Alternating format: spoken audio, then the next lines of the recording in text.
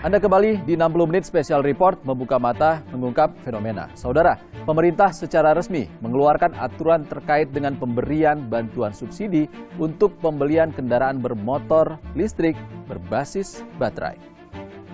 Insentif atau subsidi itu dimaksudkan untuk mendorong percepatan penjualan kendaraan bermotor listrik berbasis baterai. Pemerintah memberikan subsidi pembelian kendaraan listrik dengan 2 program. Lalu seperti apa program pemberian subsidi yang dilakukan pemerintah? Berikut penelusuran jurnalis Kompas TV, Lintang Pudiastuti. Rame-rame kendaraan listrik, tanggal 1 April lalu pemerintah sudah memberlakukan insentif mobil listrik setelah sebelumnya tanggal 20 Maret subsidi motor listrik baik untuk pembelian baru maupun konversi telah lebih dulu dijalankan. Lantas bagaimana ya syarat dan penerapannya?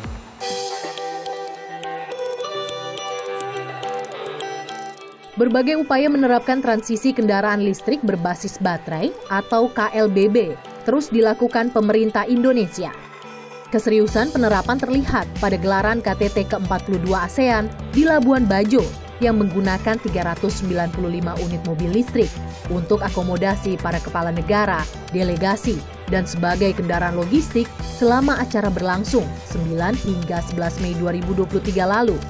Sebelumnya, Indonesia telah menggunakan lebih dari 900 mobil listrik di KTT G20 Bali tahun lalu.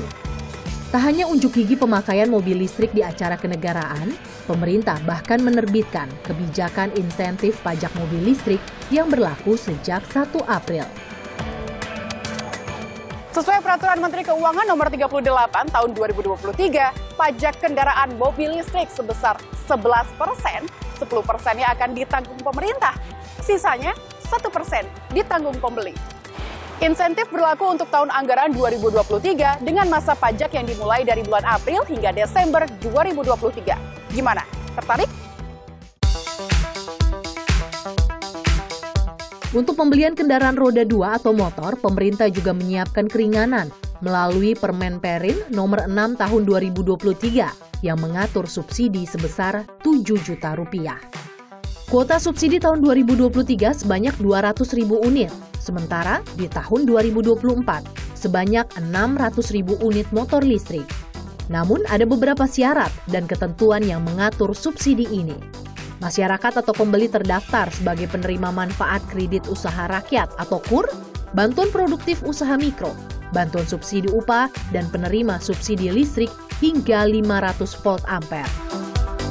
Jenis motor listrik yang masuk dalam ketentuan subsidi adalah yang memenuhi nilai tingkat komponen dalam negeri atau TKDN minimal 40%.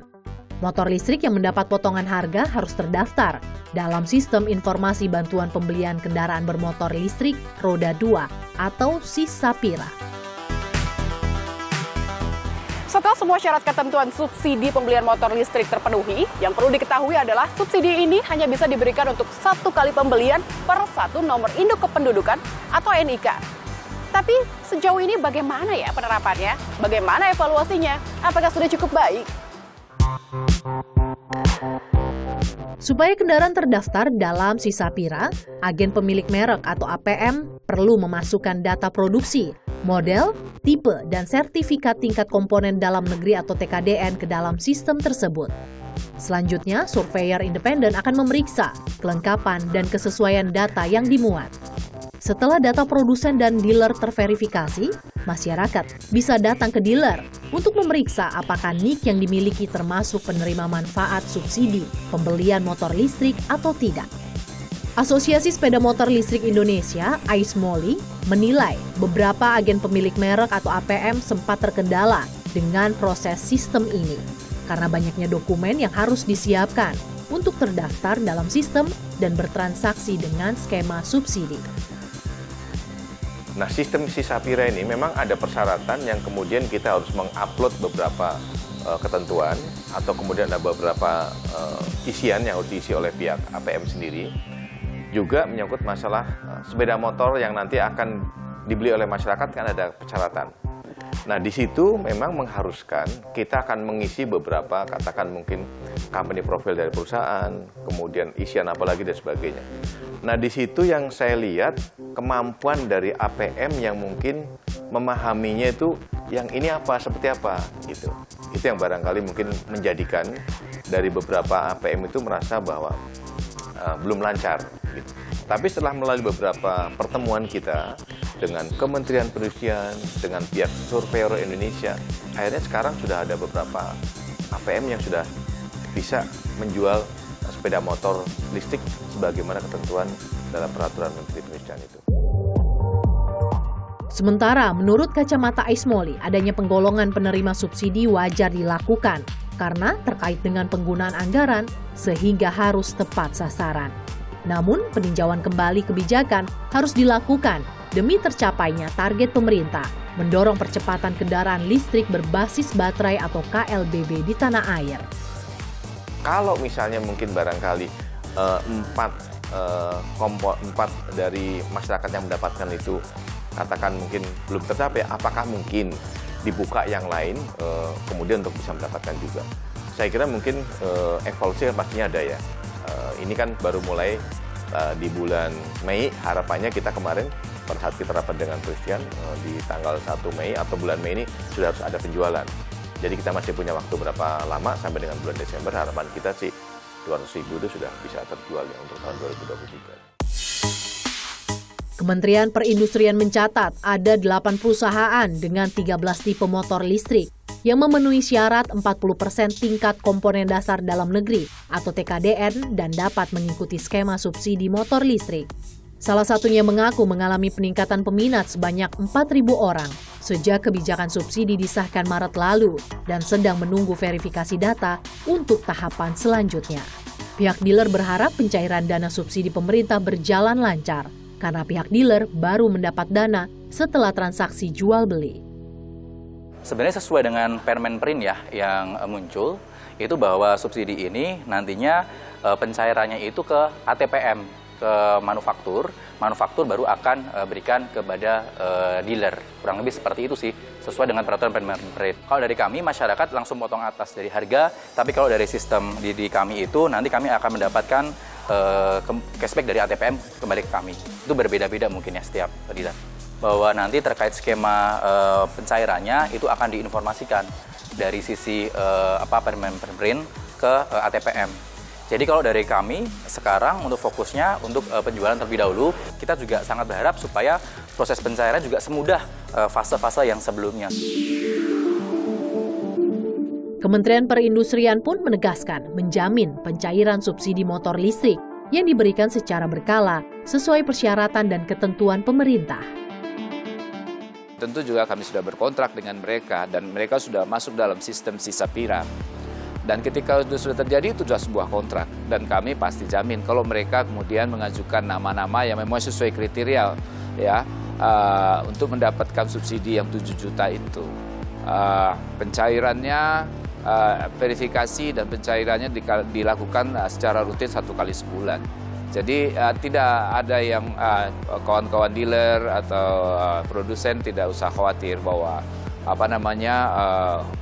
dana subsidi yang 7 juta itu tidak akan tersalurkan. Sepanjang memang sekali lagi bahwa pembeli itu termasuk ke dalam kategori penerima tertentu bantuan pemerintah ini. Pemerintah optimis target percepatan kendaraan listrik berbasis baterai atau KLBB dapat terpenuhi. Karena selain adanya keringanan untuk kelompok masyarakat yang terdaftar, beberapa kelebihan menggunakan motor listrik menjadi daya tarik tersendiri. Jadi kami optimis ya motor listrik ini akan banyak pembeli, tidak hanya dari kelompok masyarakat yang terdaftar sebagai penerima ya dengan kriteria tadi, atau juga dari kelompok masyarakat yang lain ya. Kenapa?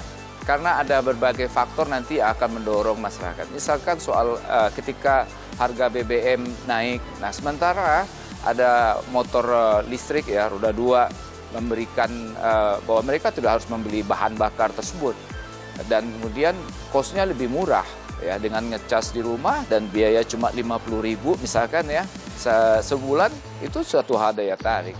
Atau juga hal-hal yang lain, mungkin misalkan soal perawatannya, motor listrik tidak perlu banyak perawatan, tidak perlu ganti oli, tidak ya macam ya terkait dengan mesin konvensional begitu ya.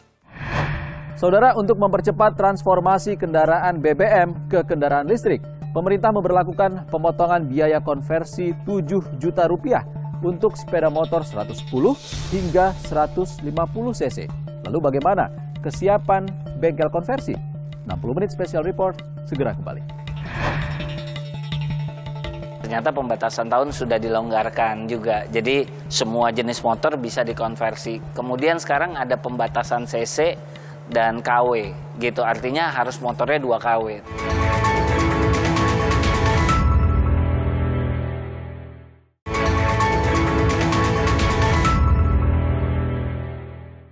Anda kembali di 60 menit special report membuka mata mengungkap fenomena konversi sepeda motor BBM menjadi sepeda motor listrik adalah salah satu cara untuk mendorong elektrifikasi kendaraan. Pemerintah pun telah memberlakukan potongan biaya konversi Rp7 juta dengan biaya maksimal Rp17 juta untuk sepeda motor 110 hingga 150 cc. Adapun target subsidi konversi pemerintah tahun ini mencapai 50.000 unit sepeda motor listrik. Lantas, bagaimana dengan kesiapan bengkel konversi? Berikut penelusuran jurnalis Kompas TV, Lintang Pudiastuti. Menurut data terakhir Korlantas Polri tahun 2022, sepeda motor masih menjadi jenis kendaraan yang paling banyak digunakan oleh masyarakat Indonesia dengan 123.377.429 unit. Mengonversi motor yang sudah ada ini menjadi motor listrik juga bisa menjadi opsi untuk mencapai era kendaraan listrik berbasis baterai atau KLBB. Pemerintah juga punya keringanan loh untuk konversi motor. Nah, mari kita lihat bagaimana cara dan ketentuannya. Konversi sepeda motor konvensional atau bertenaga bahan bakar minyak BBM menjadi motor listrik adalah salah satu cara mendorong tren elektrifikasi kendaraan. Untuk menarik minat masyarakat dan mempercepat transisi, pemerintah memberlakukan potongan biaya konversi sebesar Rp7 juta dengan biaya maksimal Rp17 juta untuk motor berkapasitas 110 hingga 150 cc. Adapun target subsidi konversi tahun 2023 sebanyak 50.000 unit, sedangkan tahun 2024 sebanyak 150.000 unit.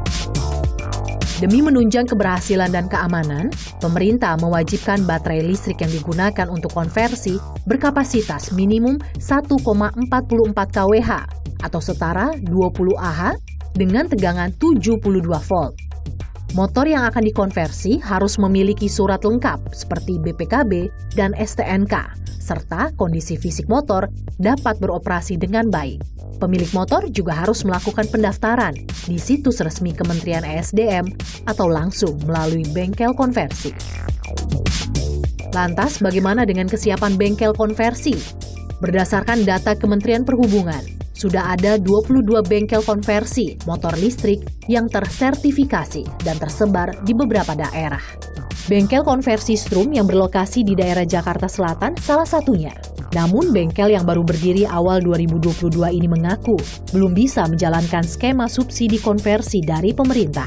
Selain pengetahuan masyarakat atas subsidi motor konversi yang masih minim, sejumlah persyaratan justru dinilai menyulitkan dan masih belum jelas, termasuk alur pencairan subsidi yang akan diterapkan. Penerapannya seperti apa sih, Mas? Apakah di Setrum sudah mulai berjalan atau evaluasinya seperti apa dari sistem subsidi untuk kendaraan konversi?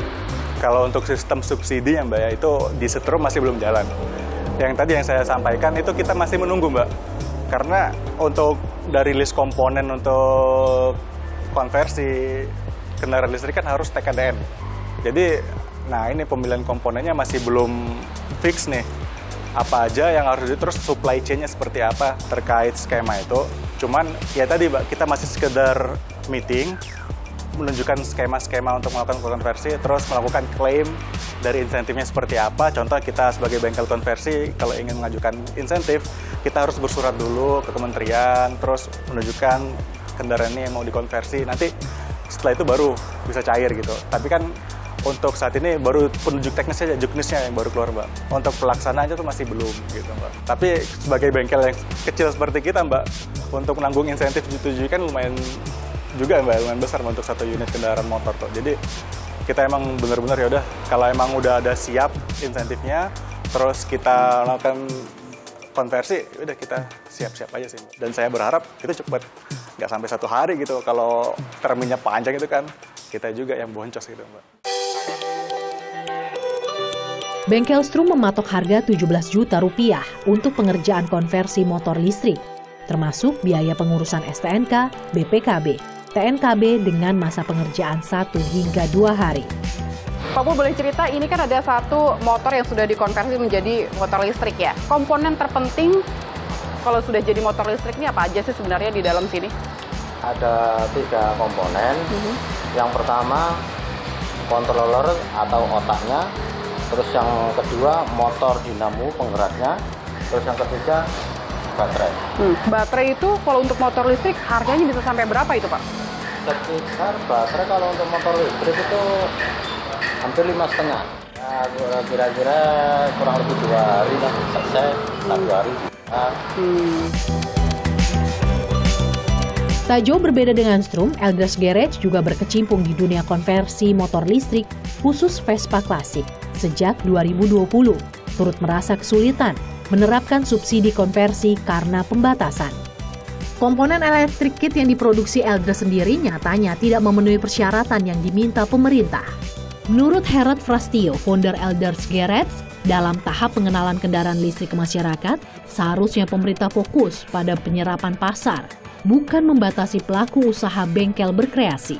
Mungkin lebih kepada pembatasan regulasi gitu. Jadi memang pada waktu itu udah terdengar isu pembatasan tahun. Nah, ternyata pembatasan tahun sudah dilonggarkan juga. Jadi semua jenis motor bisa dikonversi. Kemudian sekarang ada pembatasan CC dan KW gitu. Artinya harus motornya 2 KW. Pertama mungkin dari pembatasan baterai. Baterai sendiri dibatasi 72 volt 20 Ah. Nah, ini terus terang baterai kami adalah membuat baterai sendiri. Kebetulan baterai kami 72 volt 24 Ah. Buat aku pembatasan-pembatasan ini harusnya tidak dilakukan sekarang gitu. Buat aku, karena kita sebagai pengusaha kalau bisa market yang menyerap ini seluas-luasnya, karena bisnis ini masih terbilang bisnis pemulaan. Jadi ya kami harus membuat produk yang baru lagi yang mudah-mudahan bisa masuk dengan skema subsidi ini gitu. Cukup menyulitkan kita sih. Setelah dikonversi dan sebelum digunakan di jalan, kendaraan harus melalui uji tipe dan memperoleh sertifikat uji tipe atau SUT dan sertifikat registrasi uji tipe atau SRUT yang diterbitkan oleh Kementerian Perhubungan. Alat uji tipe motor konversi ini tersedia di 25 balai pengelola transportasi darat atau BPTD yang tersebar di seluruh Indonesia. Asosiasi Industri Sepeda Motor Listrik Indonesia atau ASIMOLI menyoroti, tempat pengujian motor konversi seharusnya tidak terpusat di satu lokasi. Untuk yang di sekitar lokasi Jakarta dan sekitarnya tidak menjadi problem karena tempat uji tipe, balai uji tipe ini kan ada di Bekasi. Tapi kalau bengkel konversi itu ada di sekitar katakan Surabaya dan sebagainya, nah uji tipenya bagaimana? Jadi ada pemikiran kemarin uji tipe itu kita delegasikan ke daerah-daerah. Karena alat uji tipe untuk kendaraan listrik itu kan tidak begitu banyak, nggak begitu seribet untuk yang AIS tadi yang saya bilang itu. Jadi uji tipe kemarin ada pemikiran mungkin bisa didelegasikan per provinsi oleh balai. Kan Kementerian Perhubungan punya balai di masing-masing provinsi kan. Menjawab hal ini, Kementerian SDM menyebut nantinya bengkel tidak hanya menjadi tempat konversi, tetapi sekaligus menjadi tempat pengujian. Subsidi sudah digelontorkan demi mewujudkan transisi kendaraan listrik berbasis baterai. Namun, Menteri Keuangan sudah menyebut bantuan untuk motor listrik ini, baik pembelian baru maupun konversi, hanya berlaku 2 tahun, yaitu untuk tahun 2023 dan 2024. Namun penerapannya di lapangan, jangan sampai batas waktu subsidi dan perbaikan sistemnya kejar-kejaran. Masyarakat belum sempat merasakan bantuan, target pemerintah pun tak dapat realisasikan.